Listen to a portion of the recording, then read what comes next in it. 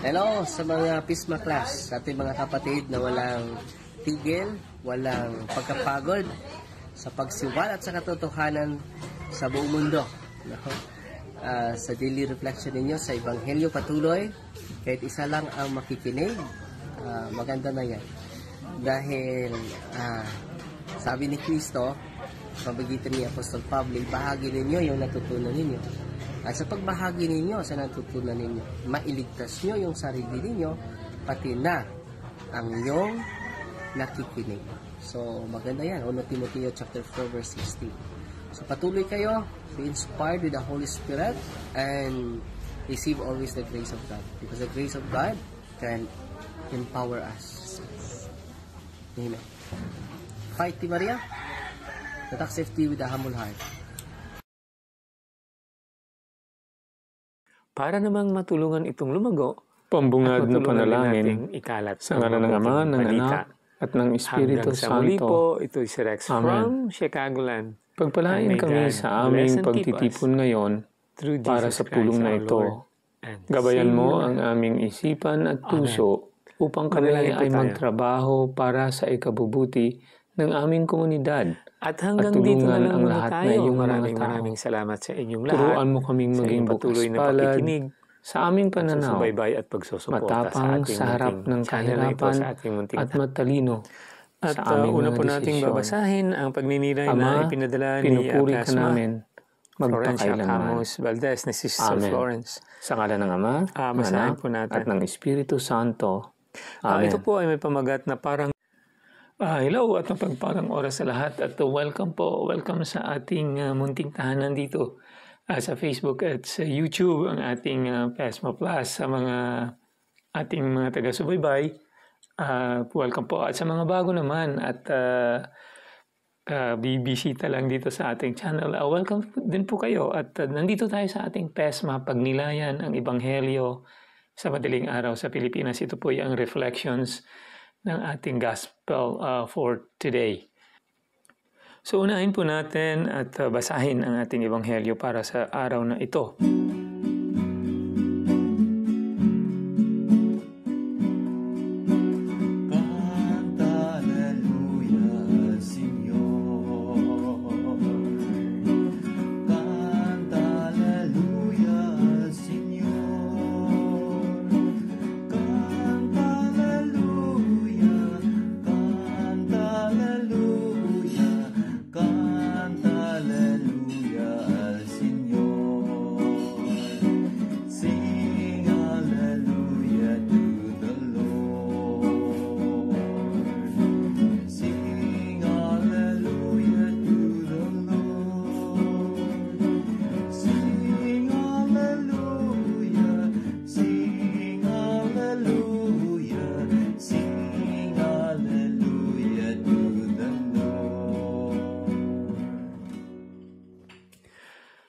At una-una po sa pagkakataon na ito, ating pong basahin ang ating Ebanghelyo para sa araw na ito na nanggaling kay San Marcos.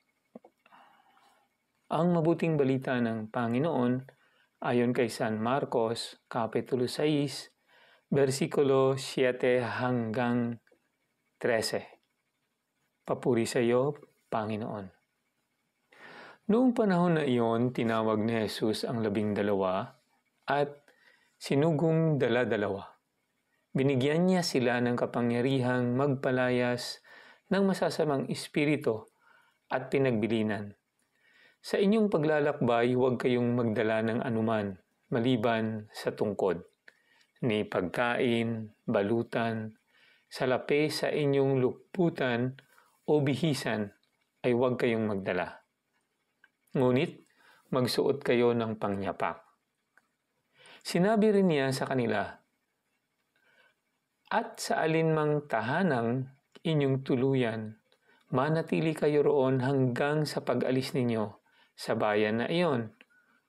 Kung ayaw kayong tanggapin o pakinggan sa isang dako, umalis kayo roon at ipagpag ninyo ang alikabok ng inyong mga paa bilang babala sa mga taga roon. Kaya tumayo ang 12 at nangaral sa mga tao na pagsisihan nila at talikdan ang kanilang mga kasalanan. Pinalayas nila ang maraming demonyo sa mga inaalihan nito. Pinahira nila ng langis at pinagaling ang maraming may sakit. Ang mabuting balita ng Panginoon, pinupuri ka namin, Panginoong Hesukristo. At siyempre, ang karagtong ng ating ebanghelyo ay ang pagninilay ng ating Santo Papa. Ito po yung una nating dadalhin sa lahat na pagninilay natin sa araw na ito. Ang words of the Holy Father.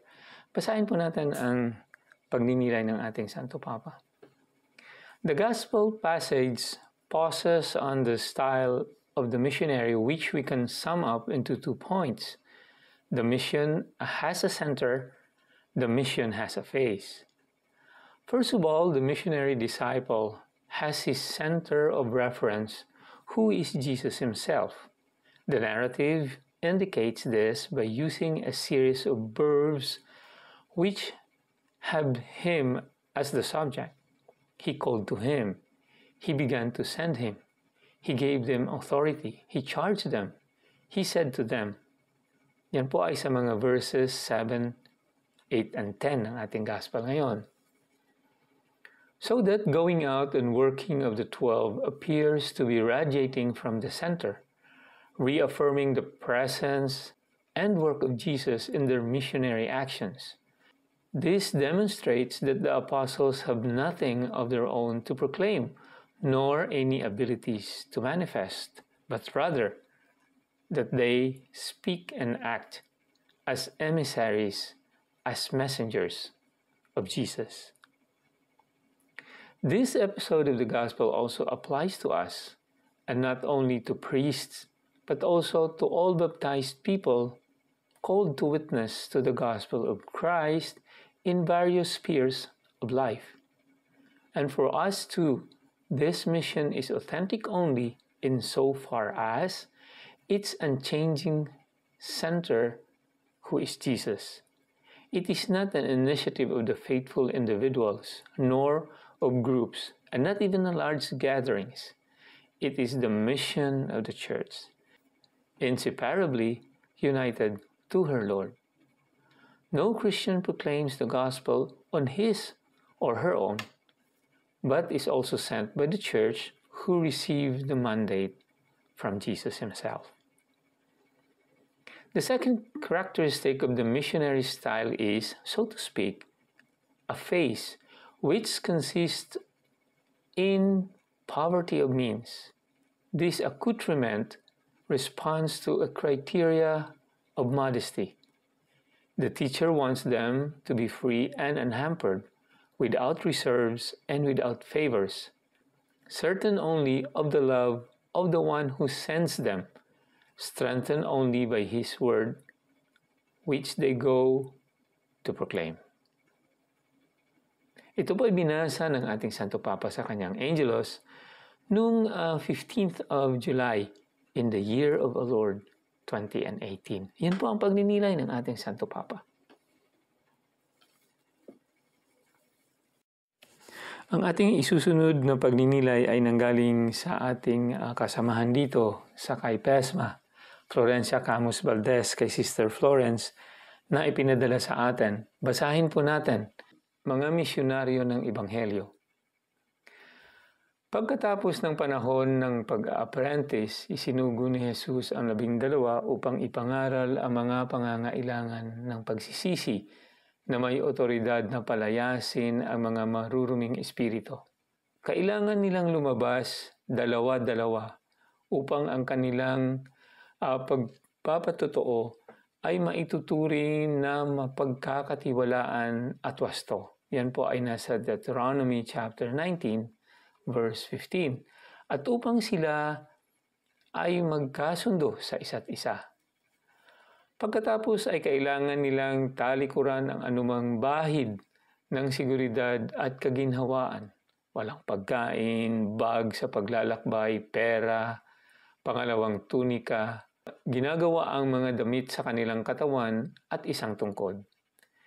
Hindi sila dapat pumili ng kanilang matutuluyan, ngunit dapat tanggapin kung anuman ang iaalok sa kanila. Sa kanyang misyonero na diskurso sa mga apostol, itinaas ni Jesus ang pangunahing isyu ng pagbibigay ng patotoo sa kanilang mensahe. Ang pagiging simple ng pamumuhay ay mahalaga. Pinakamainam itong makikita sa kahirapan ng mga mangangaral. Bagaman ang salita ng Diyos ay maaaring katulad ng isang binhi na naglalaman ng sarili nitong kapangyarihang lumago. Mas mabilis itong lumago kung ang manghahasik ay angkop sa trabaho. Upang maging mabisang mga manghahasik, ang mga apostol ay dapat na mahirap at hindi nababagabag ng pagkapit sa material na pag-ari. Ang 12 ay nasa harapan nila ang halimbawa ng isang tunay na propeta. Si Amos na tapat sa kanyang tungkulin bilang isang sugo ng Diyos. Yan po ay sa unang pagbasa. Isang pastol at tagapag-ayos ng mga puno ng sikomoro. Siya ay pinadala ng Diyos sa maharlikang templo ng Bethel upang hatulan ang kawalang katarungan ng mga mayayaman laban sa mga mahihirap. Tinangka ng pare na si Amazias na uriin siya bilang isang propetang na inupahan na nakakakuha ng kanyang tinapay sa pamamagitan ng pagbibigay ng mga orakulo bilang kapalit ng bayad. Talagang tinanggihan ni Amos ang akusasyon na siya ay isang professional na propeta. Ang mga sinaunang Kristiyanong komunidad ay pamilyar sa mga mangangaral na hindi palaging nangangaral kay Kristo ng may dalisay na motibo na gumagawa ng mga mapagkakakitaang pamumuhay mula sa Ebanghelyo.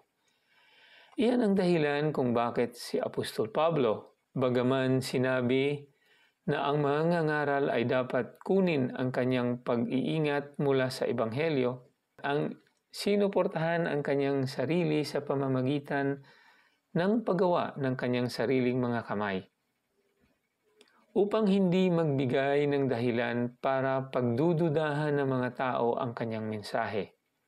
Siya at ang kanyang mga kasama ay handa na tiisin ang lahat upang hindi maging hadlang sa Ebanghelyo ni Kristo.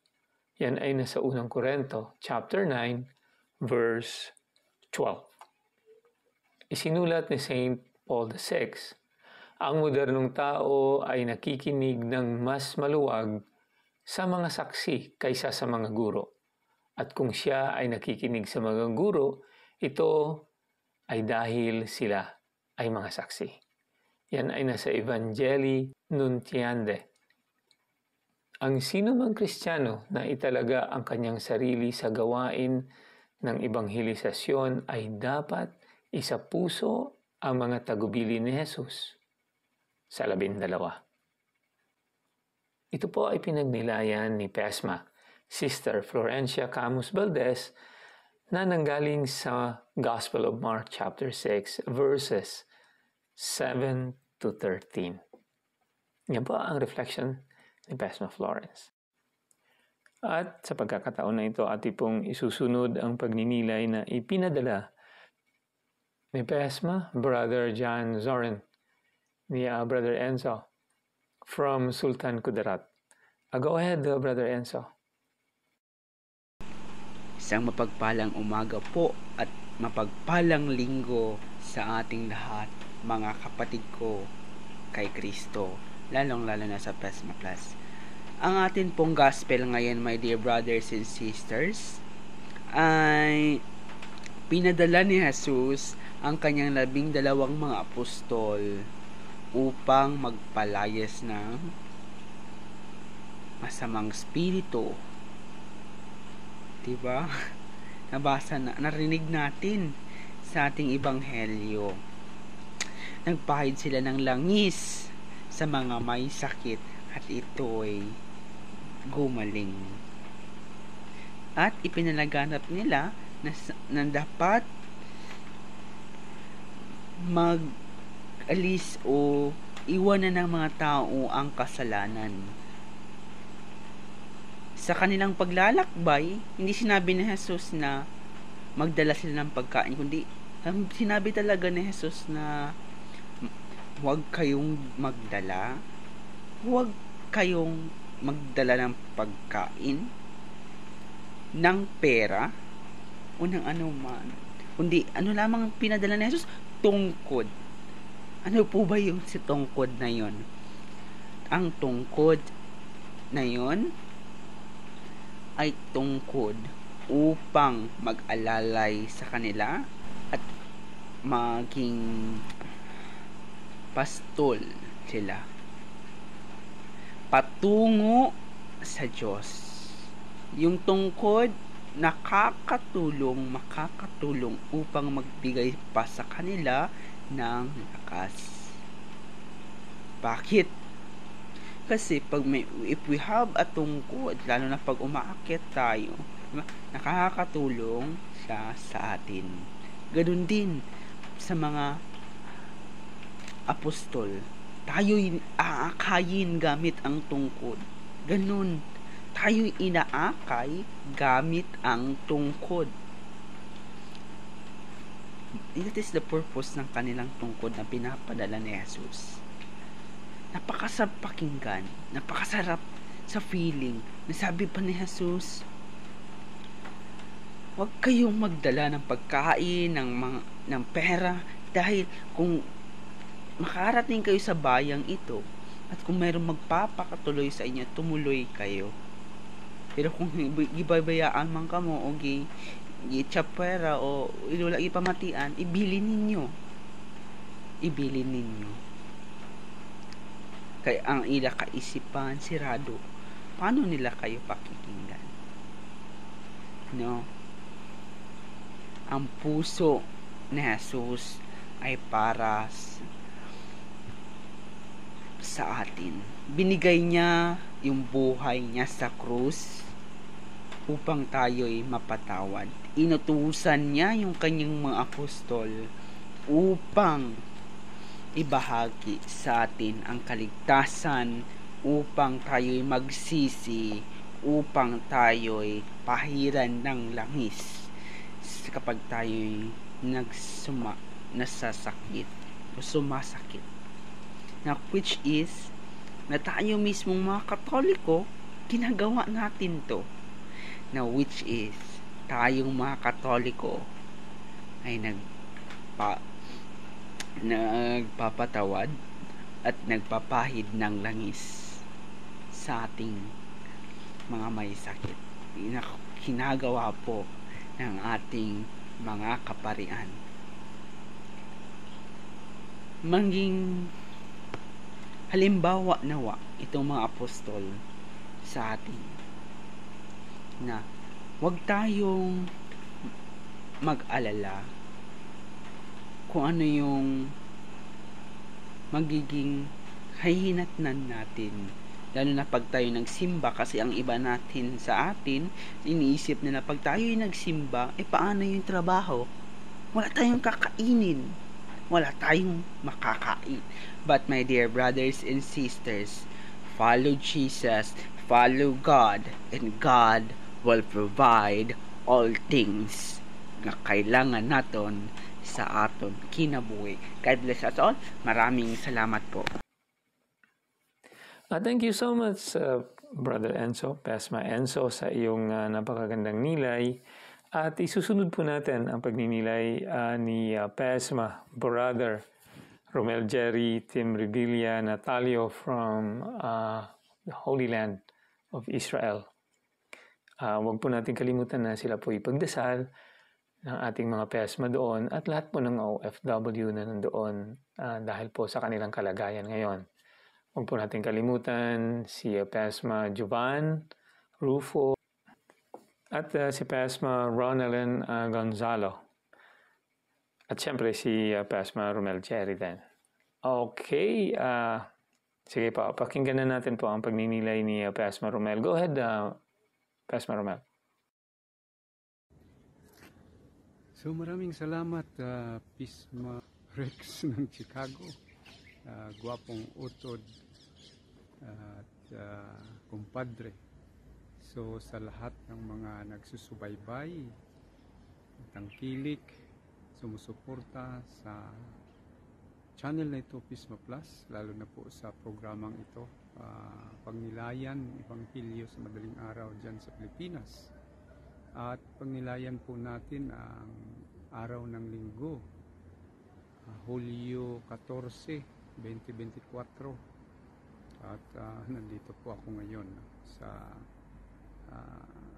Margaret House, dito sa loob ng Ratisbon Monastery, Salesian Seminary. Pagnilayan po natin, napakaganda ng Ebanghelyo sa madaling araw dyan sa Pilipinas.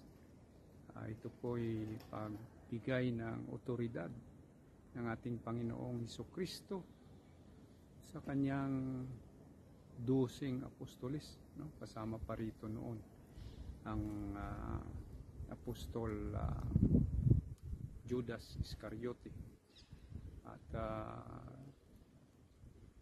binigyan niya ng instruction, no? Na pumunta sa bayan at sa bahay na kung saan sila'y papasok at dalhin ang kapayapaan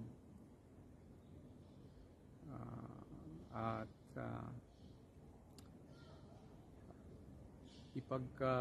ipamahagi ang sinabi ni Jesus na magsisi at magbagong buhay. Yun po, ano. At isa pa ang instruction po rito, hindi magdala mga dalahin na mabigat. Dito po sa banal na lupa ng Jerusalem, Israel, hindi mo po ito pwedeng ibigay sa mga kapatid natin na instruction, sa mga kapatid natin na mga Hudyo, maliban kung ang kaniyang instruction magmula sa mga otoridad ng mga Hudyo, tulad nung binigay ng Diyos kay Moses.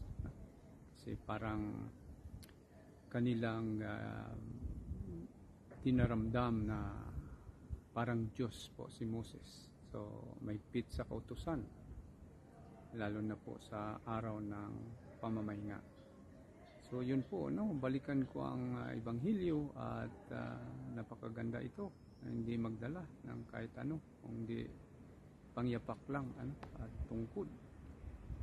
Kung saan sila pupunta, doon sila kakain. At kung hindi tatanggap ang bahay na papasukan nila, ay pagpag ang alikabok, no? Para yung kapayapaan ay babalik sa kanila. So yun po ang instruksyon ng ating Panginoon. At dito po sa banal na lupa, sa panahon ng ating Panginoon, ay hindi talaga siya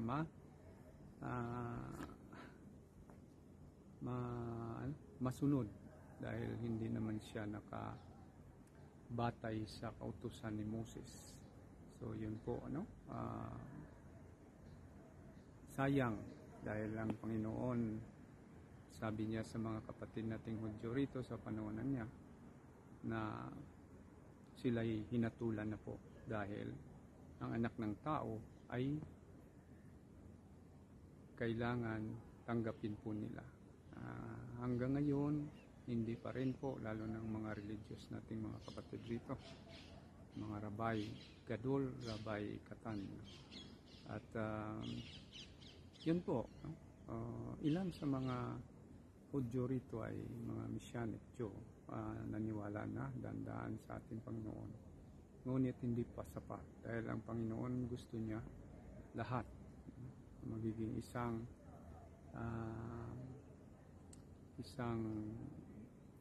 Panginoon at isang pangkat, no? sa atin namang mga Kristiyanong Katoliko, ito po yung isang bagay na pinabayaan po natin. Hindi tayo tumugon sa gusto ng Panginoon na isiwalat ang pagsisisi at pagbabagong buhay. Nakakalungkot po, pero iyon po ang katotohanan at tayo'y nagkasala ayon sa ating katuruan, sa ating katisismo, na kapag hindi mo mahagi ang gusto ng Panginoon at ng simbahan na kanyang tinayo, ay magkasala ka po ng sin o, kung di ako nagkakamali, omission. Yung kakulangan natin, yun nga tuwing misa, kapag may contrition, so binabanggit natin na patawarin tayo ng Panginoon sa isip, sa nagawa natin, no? Gawa, sa isip, sa gawa, at pagkukulang sa isip, sa salita, sa gawa at pagkukulang. So kailangan lang natin po ay magsumikap na gawin ito, lalo na po sa ating mga mahal sa buhay. Kapag nakita po natin na may mga bagay na hindi kalugod-lugod sa ating Panginoong Diyos, sa lungat, sa daan na gusto ng ating Panginoon, ay obligasyon po natin magpaliwanag. No, hindi naman ipahiya, kundi dahan-dahan ipaliwanag na bumalik sa Panginoon at ayusin ang kanyang buhay. Tulad po sa ginawa ng Panginoon sa aking buhay. Inayos po niya at yan po, papuri sa Diyos. Nagagalak tayo na magbahagi nito. Yung mga sabi na walk your talk or talk or walk. So napakaganda, no? Na magawa po natin ito. Ngunit huwag tayong aasa sa ating sarili. Hingiin natin sa banal na Espiritu na gabayan po tayo, na tayo hindi mahiya, hindi matakot, at pakinggan ng ating kapwa ang mga bagay na gustong ipahiwatig ng Panginoon sa bawat isa. So yun po, maraming salamat po, lalo na po sa patuloy ng gira rito, no? May banta naman po ang norte, no? Ang Lebanon na atake. Sana po Panginoon, ipuin mo na po itong mga leader na ito, na ayun lang pong makabigay ng gulo, ano? Na ang dala mo'y kapayapaan. Sana po ang kapayapaan ay manatili na po sa kanilang puso't isipan, at ang pagmamahal ay mangibabaw sa lahat nito. So shalom Beletraot, papuri sa Diyos, God bless us all. Back to you, Pisma Kumpadre Otod Guapo Rex ng Chicago. Shalom, shalom, shalom. Viva Kasya. Beletraot.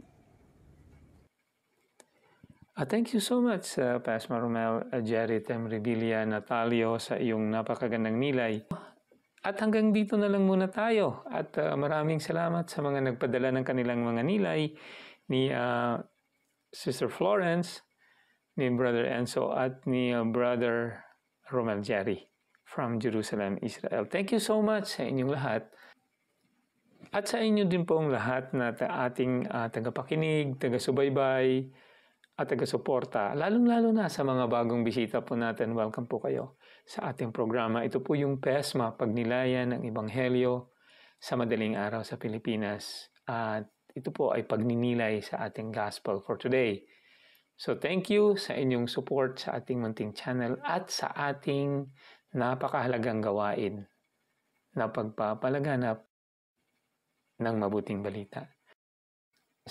Sana po ay suportahin pa ninyo ang ating channel sa pag-like, pag-subscribe at pag-share po nito para naman po matulungan ito na ilaganap ang mabuting balita. Hanggang sa muli po, ito si Rex from Chicagoland. May God bless and keep us through Jesus Christ, our Lord and Savior. Amen. Manalangin po tayo. Lumapit ka, manahan ka,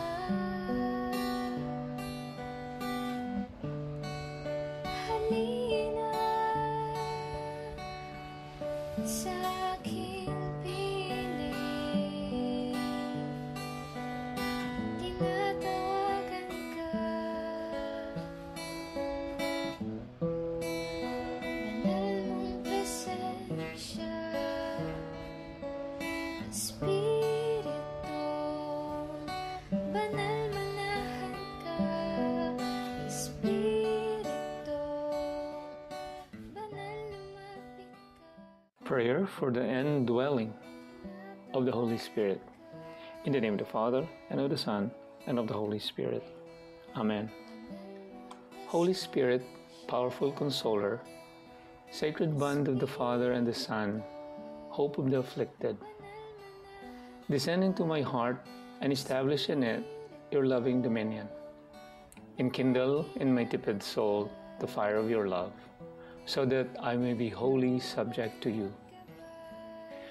We believe that when you dwell in us, you also prepare a dwelling for the Father and the Son.